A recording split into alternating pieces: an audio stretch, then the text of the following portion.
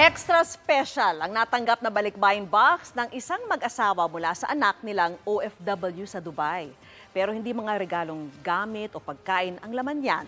Silipin po natin yan sa pagtutok ni Jasmine Gabriel Galvan ng GMA Regional TV 1 North Central Luzon. Oh. 1, 2, 3. Ayo. Laking tuwa ng mag-asawang Rowena at Angelito nang dumating sa kanilang bahay sa Pampanga ang regalo at padala ng kanilang anak na si Ann.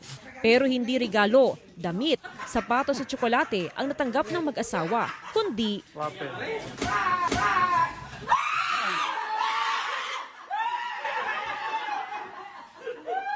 ang kanila mismong anak na si Ann na 4 na taon na nilang hindi nakikita. Nung pagkabukas nung kahon, talagang halo-halo na yung pakiramdam, shock, surprise.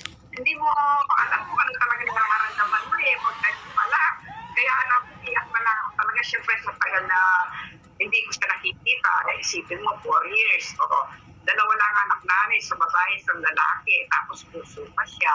Kwento ni Ann, sa October 19 pa dapat ang kanyang uwi sa Pampanga para sa 60th birthday ng kanyang nanay. Pero dahil sa sobrang pagkamis, inagahan niya ang flight at kinausap ang mga kaanak para sa isang matinding sorpresa para sa kanyang magulang. Actually, nung una wala silang balak mabuksan yung box. Siyempre, kumbaga, mas in-entertain muna nila yung mga naghatid ng box. Gano'n. Kaya lang syempre yung mga kasabot ko din doon, yung mga kaibigan ko, pinsan ko, kapatid ko, saka asawa ko. Sila din na buksan na natin na makakuha na tayong chocolate.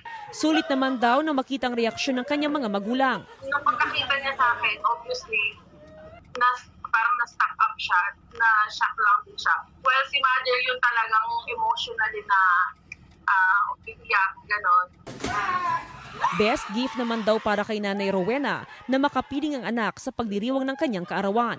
Mula sa GMA Regional TV 1 North Central Luzon, Jasmine Gabriel Galvan, nakatutok 24 oras.